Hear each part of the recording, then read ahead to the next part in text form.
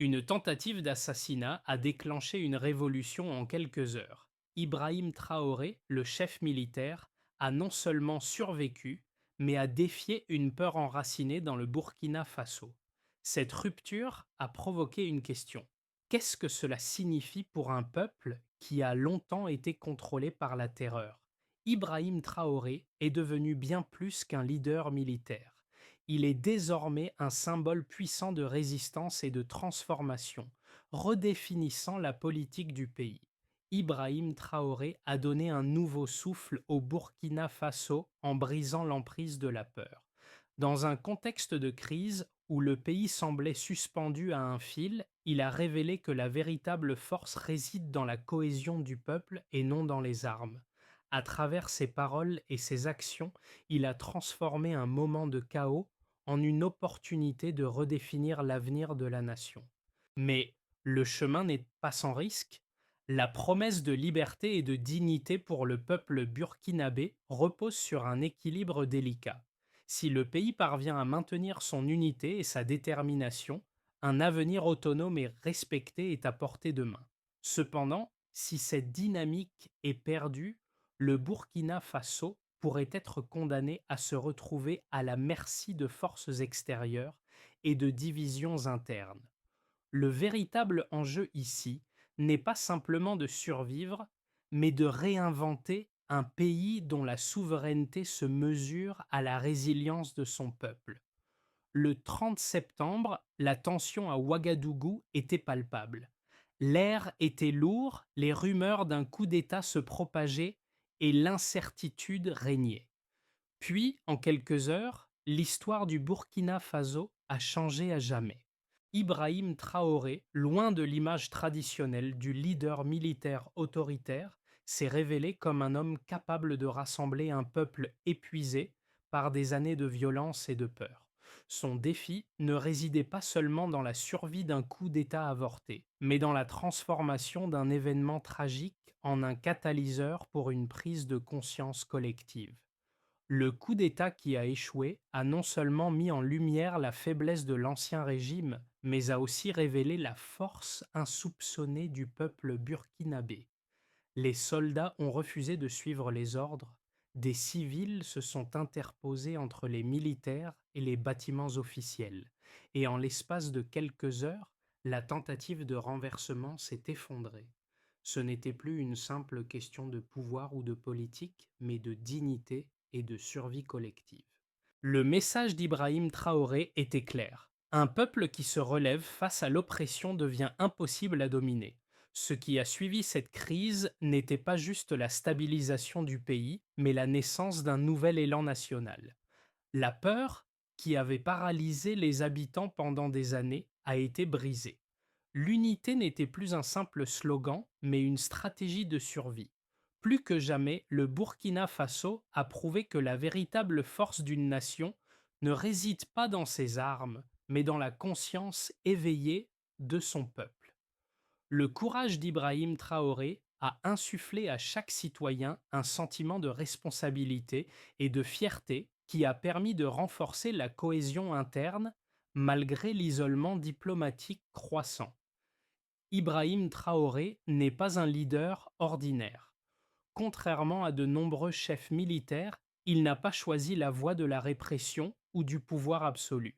Sa véritable force réside dans sa capacité à incarner les aspirations profondes de son peuple.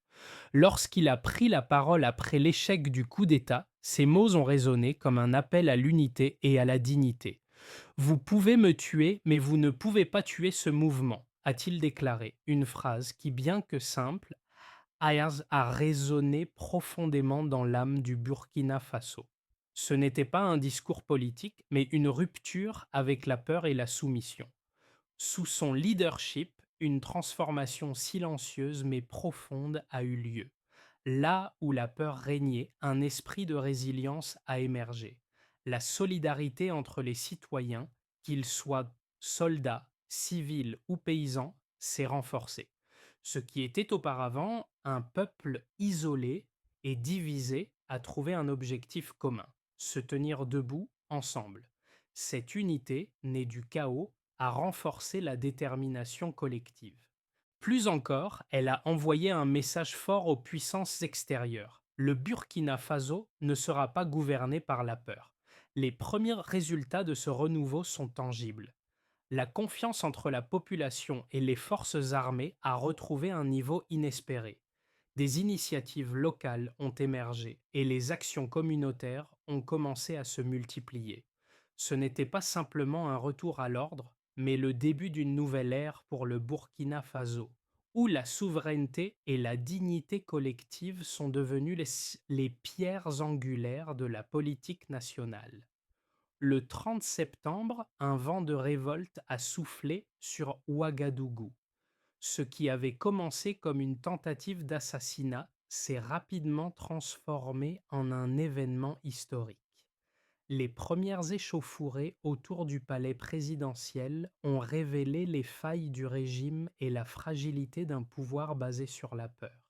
Ce qui était censé être un coup d'État rapide a pris une tournure inattendue.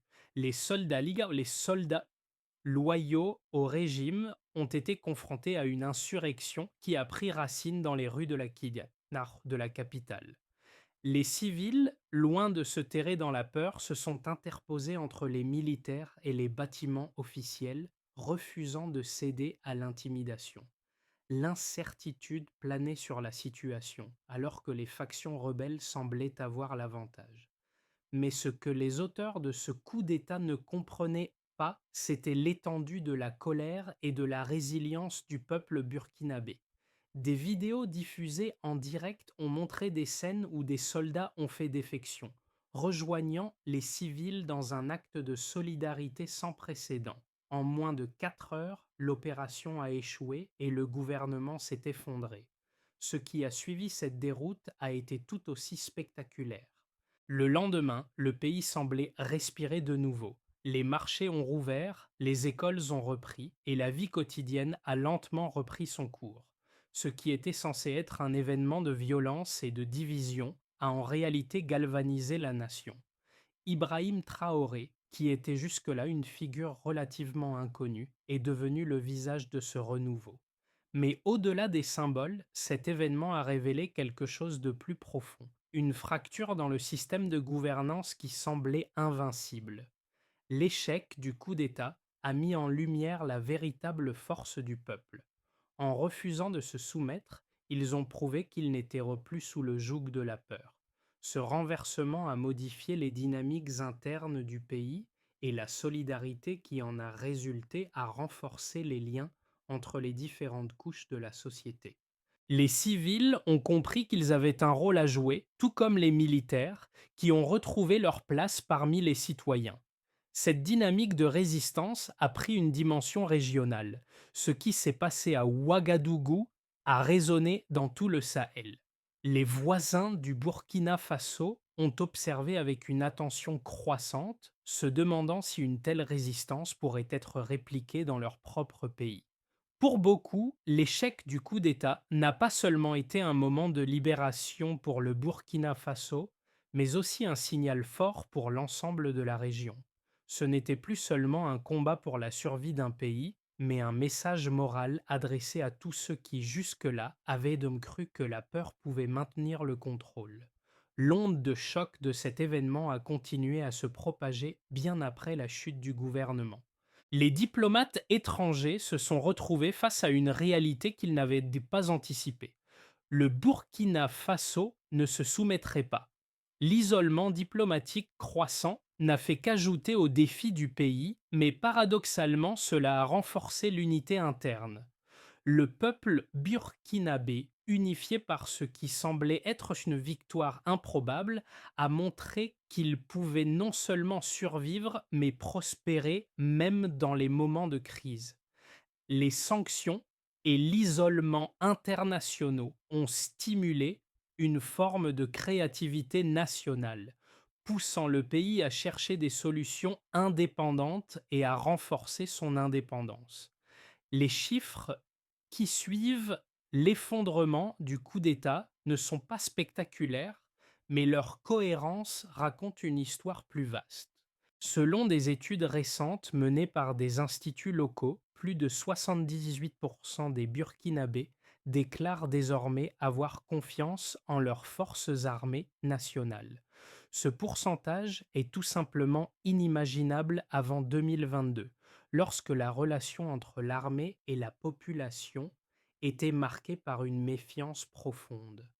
En l'espace de 2 ans, la confiance dans les institutions a augmenté de près de 30 points, malgré les menaces extérieures croissantes et l'isolement diplomatique du pays. Parallèlement, l'indice de participation civique a doublé, passant de 14% à près de 30% en moins de 18 mois. Ce phénomène n'est pas simplement un signe de mobilisation politique, mais une expression directe de l'éveil de la conscience collective. Les manifestations, les initiatives communautaires, les projets de volontariat ont été multipliés, signe que le peuple burkinabé ne se contentait pas de survivre, mais qu'il cherchait activement à reconstruire son pays. Ce renouveau civique a été alimenté par une conviction profonde que l'avenir du Burkina Faso ne se trouvait pas dans l'isolement, mais dans l'action collective et l'autonomie. Le secteur agricole, en particulier, a connu une reprise significative. Depuis le lancement du programme Terre digne, un projet visant à revitaliser l'agriculture locale, la surface cultivée par les coopératives locales a augmenté de 22%. Ce chiffre, bien que modeste en apparence, représente une révolution silencieuse dans la manière dont les Burkinabés perçoivent leur relation avec la terre. Ce n'est pas seulement une reprise économique, mais un acte de souveraineté silencieuse, un retour à la maîtrise de leurs ressources naturelles. Le blé et le mil, qui étaient auparavant importés, commencent à remplacer les produits étrangers, renforçant ainsi la sécurité alimentaire et la résilience économique du pays. Un autre indicateur clé de la transformation en cours est la résilience du commerce local. Malgré les sanctions économiques, les marchés informels ont continué à croître, se réorganisant en réseaux durables. De petites entreprises, souvent dirigées par des jeunes, ont trouvé des moyens innovants de contourner les restrictions et de répondre aux besoins essentiels de la population. Ces entreprises ont permis à des centaines de familles de se soutenir malgré un environnement économique hostile. La transition vers une économie plus indépendante se reflète également dans l'augmentation de la production locale, avec un accent particulier sur la production de biens de consommation essentiels comme les produits alimentaires et les biens de première nécessité. Enfin, l'un des résultats les plus surprenants de cette période de crise a été l'augmentation de la confiance des citoyens dans leur propre capacité à gouverner. Des études internes ont montré que plus de 60% des Burkinabés croient désormais que le pays peut se redresser sans l'aide des puissances étrangères. Ce sentiment de pouvoir collectif, renforcé par les événements de septembre, constitue le fondement d'un avenir où la souveraineté n'est pas simplement une idée abstraite, mais une réalité vécue au quotidien. Cette évolution vers l'autonomie est une réponse directe à l'isolement croissant du pays et à la volonté de se libérer des influences extérieures. Il est facile de voir la situation du Burkina Faso comme une simple victoire contre un coup d'État raté. Cependant, cette analyse serait réductrice. D'un côté, certains observateurs externes considèrent que le gouvernement d'Ibrahim Traoré pourrait être perçu comme un populisme dangereux, propulsé par un nationalisme débridé. Selon cette perspective, l'isolement croissant du pays pourrait le conduire à des choix économiques et diplomatiques risqués. Le manque de soutien international, les sanctions économiques et l'épuisement des ressources pourraient transformer la fierté retrouvée en un fardeau insupportable, menaçant de plonger le pays dans un état de stagnation ou de récession prolongée. De plus, la concentration du pouvoir entre les mains de Traoré pourrait mener à une gestion autocratique étouffant toute tentative de réforme démocratique. D'un autre côté, il existe une lecture plus nuancée et interne. largement partagé par la population burkinabé. Pour beaucoup, ce qu'on appelle populisme est simplement une tentative désespérée de réappropriation de la souveraineté. Après des décennies de soumission à des puissances extérieures, le Burkina Faso cherche à tracer sa propre voie, indépendamment des diktats de la communauté internationale. Ce qui est souvent perçu comme un nationalisme exacerbé est en réalité une revendication de dignité. La souveraineté, pour ces citoyens, ne se mesure pas en termes de pouvoir militaire ou de richesse, mais dans la capacité à résister à l'influence étrangère et à définir son propre avenir. L'argument clé ici est que la dépendance à l'égard des puissances extérieures a toujours eu un coût, non seulement économique, mais aussi moral. En refusant de se soumettre à des pressions internationales, le Burkina Faso envoie un message fort. La dignité d'un peuple ne se négocie pas. Le pays est prêt à assumer les conséquences de ses choix, même si ces conséquences risquent de se traduire par une plus grande pauvreté à court terme. En fait, pour beaucoup, ce choix de souveraineté est un investissement dans l'avenir, car il permet de bâtir un pays où la population, et non les élites étrangères, décident de son destin. En fin de compte, le Burkina Faso se trouve à la croisée des chemins. D'un côté, il y a la tentation de suivre les chemins tracés par les puissances extérieures, promettant des investissements et des garanties de sécurité. De l'autre, il y a la voie difficile mais potentiellement plus gratifiante de l'autonomie, du respect de la dignité et de la souveraineté, même si elle implique des sacrifices économiques et diplomatiques. La question fondamentale reste: est-ce que le Burkina Faso sera capable de maintenir cet équilibre fragile entre indépendance et développement? Et si cette expérience réussit, pourra-t-elle devenir un modèle pour d'autres pays de la région, déjà plongés dans des luttes similaires pour leur autonomie et leur souveraineté? Le Burkina Faso a trouvé sa cohésion. Ce n'était pas simplement un slogan, mais une réalité née du terrain. Les événements du 30 septembre ont révélé une vérité essentielle. Un peuple qui cesse d'avoir peur devient ingouvernable par l'extérieur. La cohésion qui a émergé à Ouagadougou n'était pas seulement le fruit d'un moment de crise, mais le début d'une dynamique nouvelle.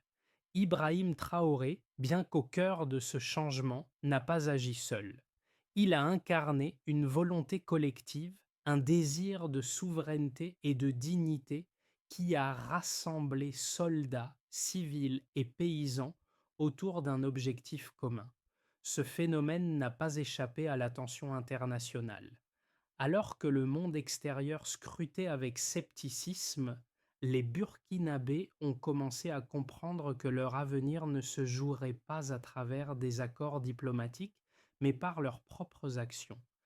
L'effet Traoré a transcendé les frontières nationales, inspirant des mouvements similaires dans la région du Sahel. Là où d'autres voit un isolement croissant, le Burkina Faso trouve une forme de résilience, prouvant que la solidarité interne peut parfois dépasser les avantages que l'on peut obtenir d'un soutien extérieur. Les événements du 30 septembre ont eu des répercussions bien au-delà de Ouagadougou.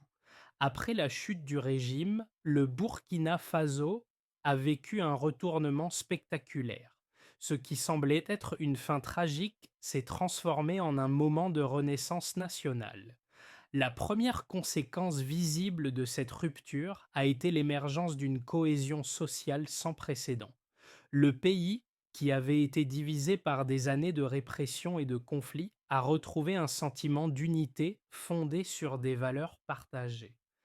Les Burkinabés ont cessé de se considérer comme des victimes et ont commencé à voir en eux-mêmes des agents du changement. L'un des impacts les plus notables a été la reconstruction de la relation entre la population et l'armée. Avant la crise, l'armée était perçue comme un instrument de contrôle. Aujourd'hui, elle est vue comme un pilier de la nation avec un soutien populaire qui a atteint des niveaux inimaginables. Les données locales révèlent que plus de 78% des Burkinabés font désormais confiance à leurs forces armées, un bond considérable par rapport aux années précédentes. Cette nouvelle alliance a renforcé la stabilité interne et a permis au pays de tenir bon face aux pressions extérieures. La seconde grande conséquence a été l'essor de l'engagement civique. Là où la peur avait autrefois réduit la population à l'inaction, la crise a ouvert la voie à une participation active. Les initiatives communautaires ont explosé, les mouvements sociaux ont pris de l'ampleur et les jeunes, longtemps marginalisés, ont commencé à jouer un rôle clé dans la reconstruction du pays.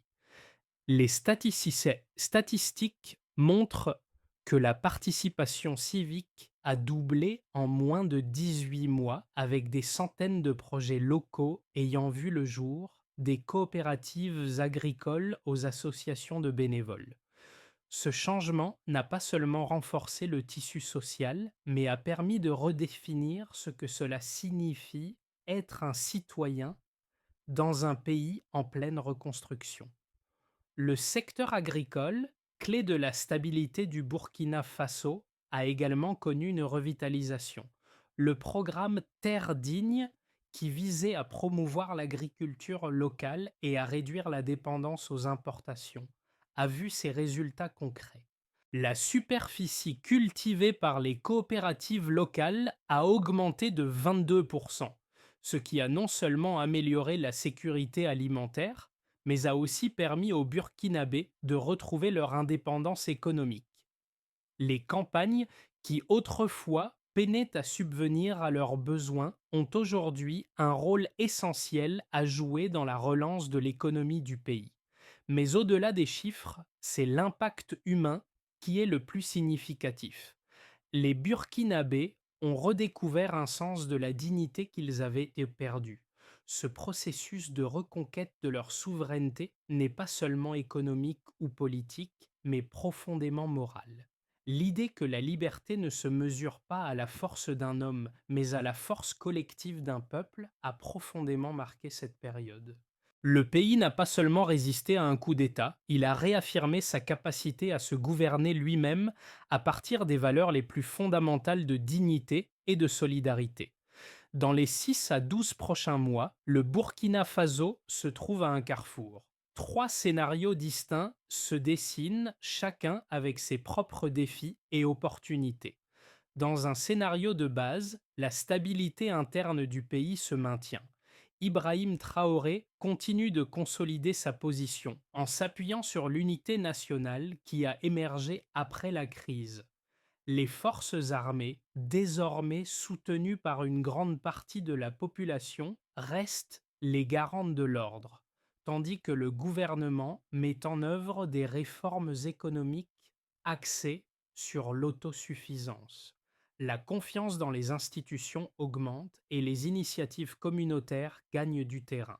Le programme Terre digne et d'autres projets locaux continuent de porter leurs fruits, renforçant l'autonomie économique du pays. Le Burkina Faso poursuit sa trajectoire d'indépendance, tout en naviguant prudemment entre l'isolement international et l'ouverture sélective vers des partenaires respectueux de sa souveraineté. Dans un scénario plus favorable, la dynamique de résistance et de souveraineté inspire d'autres pays du Sahel à suivre le même chemin. L'unité nationale s'élargit et se renforce avec une participation accrue des jeunes et des communautés locales dans la politique et la gestion économique. Les initiatives régionales, comme celles liées à l'agriculture et à l'éducation, prennent de l'ampleur et attirent l'attention de partenaires internationaux qui respectent l'autonomie du Burkina Faso. Ce scénario pourrait entraîner une meilleure coopération régionale, ouvrant la voie à de nouvelles alliances basées sur la solidarité plutôt que sur la dépendance. Les jeunes, moteurs de l'innovation sociale et économique, pourraient jouer un rôle majeur dans la transformation du pays en réinventant des modèles de gouvernance et de développement. Dans un scénario pessimiste, en revanche, Si le pays est confronté à une pression accrue de la part de puissances extérieures ou à des tensions internes croissantes, la situation pourrait se détériorer. L'isolement diplomatique pourrait aggraver les difficultés économiques, avec des sanctions internationales limitant l'accès aux marchés mondiaux et au financement. Des divisions internes, notamment autour de la gestion du pouvoir et des ressources, pourraient surgir, menaçant l'unité du pays. Les fractures sociales pourraient se raviver, en particulier si les attentes des citoyens ne sont pas pleinement satisfaites. Dans ce scénario, le Burkina Faso risquerait de sombrer dans une instabilité prolongée, voire dans un état de fragilité politique qui limiterait les perspectives de développement. Le défi pour Ibrahim Traoré et pour le peuple burkinabé sera de naviguer entre ces trois scénarios en maintenant la cohésion nationale tout en répondant aux pressions extérieures et aux défis internes. Le pays devra s'assurer que les choix faits aujourd'hui ne compromettent pas son avenir à long terme. Le Burkina Faso, à travers sa lutte pour la souveraineté, envoie un message qui dépasse ses frontières. Pour les autres pays du Sahel, comme le Mali ou le Niger, le modèle Traoré représente une possibilité de changement radical. Un pays qui, à travers une prise de conscience collective, a su se redresser face à des forces extérieures et intérieures plus puissantes. Ce n'est pas seulement une histoire de politique ou de géopolitique, mais une question fondamentale de dignité. L'histoire de l'émancipation du Burkina Faso touche un point sensible, celui de l'autonomie, de la capacité à résister aux pressions pour rester fidèle à ses valeurs et à ses aspirations. Pour les citoyens de ces nations voisines, l'ascension de Traoré est un symbole puissant, celui de l'espoir, de la solidarité et de la résilience. Le message est clair. La souveraineté ne se limite pas à la diplomatie ou à la politique étrangère. Elle réside dans l'unité intérieure d'un peuple. Dans un monde où les décisions sont souvent prises à des milliers de kilomètres des réalités locales, l'exemple burkinabé prouve qu'un peuple conscient de sa force peut créer son propre avenir. Cette leçon de dignité qu'Ibrahim Traoré incarne résonne bien au-delà des frontières du Burkina Faso, offrant une nouvelle perspective à toute une région. L'histoire du Burkina Faso et de son peuple pourrait être une source d'inspiration pour ceux qui se battent pour leur propre indépendance et dignité. Mais cela dépendra de la manière dont le pays pourra maintenir cette dynamique. En restant fidèle à ses valeurs et en renforçant la participation civique, il pourrait devenir un modèle pour d'autres nations cherchant à s'affranchir des chaînes de la soumission. Pour le Burkina Faso, la clé de la réussite future réside dans une approche globale et collective de la reconstruction. La première étape essentielle consiste à renforcer la participation citoyenne. Cela implique de soutenir les initiatives locales et de donner plus de pouvoir aux communautés. Les comités de quartier, les coopératives agricoles et les associations de jeunes doivent être au cœur de cette transformation. Mesurer le succès de cette étape pourrait se faire à travers le nombre de projets communautaires réalisés et la participation accrue des citoyens à la prise de décision. La deuxième étape est de consolider l'économie locale. Le pays doit se concentrer sur la promotion des circuits agricoles locaux, l'amélioration de l'accès au financement et à la formation, tout en soutenant les petites entreprises. Le succès sera mesuré par la croissance des coopératives, l'augmentation des hectares cultivés et la diversification des productions agricoles. Les projets tels que Terre digne doivent être étendus et adaptés pour inclure davantage de régions et de secteurs économiques. Enfin, l'éducation et la communication doivent devenir des priorités nationales. Diffuser les valeurs de responsabilité et de cohésion à travers les écoles, les médias locaux et les programmes de formation civique est crucial. L'efficacité de ces actions peut être mesuré par l'engagement des jeunes dans des projets sociaux, le taux de participation aux programmes éducatifs et la diffusion des bonnes pratiques dans les communautés. Ces trois axes combinés, participation citoyenne, économie locale et éducation, forment un cadre stratégique pour renforcer la résilience du Burkina Faso et assurer une souveraineté durable. Ce n'est pas seulement une question de survie économique ou politique, mais de construire une société plus équitable, où chaque individu joue un rôle clé dans la définition de l'avenir du pays. Ibrahim Traoré, au cœur de la tourmente, n'est pas simplement un leader, mais un symbole vivant de ce que le Burkina Faso est devenu. Ce n'est pas un homme qui dirige, mais un peuple qui se redresse. L'histoire de ce pays, de son peuple et de ses luttes n'est pas définie par les armes ou les accords internationaux, mais par la conscience collective et l'action commune. Le courage d'Ibrahim Traoré réside dans sa capacité à écouter et à comprendre que la véritable force d'un pays ne réside pas dans ses dirigeants, mais dans la volonté de ses citoyens. Aujourd'hui, alors que le pays se relève, il rappelle à chacun que la dignité humaine ne se négocie pas, que chaque geste, chaque action pour la communauté compte. Le Burkina Faso a prouvé qu'un peuple unifié peut affronter les plus grandes adversités. Cette leçon, inscrite dans le cœur des Burkinabés, est un modèle pour le monde entier. Le chemin reste difficile, mais la voie est désormais claire. Il n'y a pas de retour en arrière. La solidarité, la dignité et la responsabilité partagée guideront le pays vers un avenir résilient et indépendant. Le Burkina Faso, à travers son parcours de lutte et de résilience, montre au monde que la véritable force réside dans la cohésion d'un peuple. Ce n'est pas seulement une question de politique ou de stratégie économique, mais d'une volonté collective de redéfinir ce que signifie être libre et souverain. Chacun d'entre nous, peu importe où nous sommes, peut contribuer à cet élan de dignité et de solidarité. Pour les Burkinabés, cela passe par des actions concrètes, soutenir les initiatives locales, participer aux projets communautaires et surtout ne jamais oublier que chaque geste compte. Alors, quelle sera votre contribution? Que pouvez-vous faire à votre échelle pour renforcer les liens qui unissent votre communauté? Si l'histoire du Burkina Faso nous enseigne quelque chose, c'est que chaque voix, chaque action peut transformer l'avenir. À vous de jouer. Le changement commence par nous, ici et maintenant.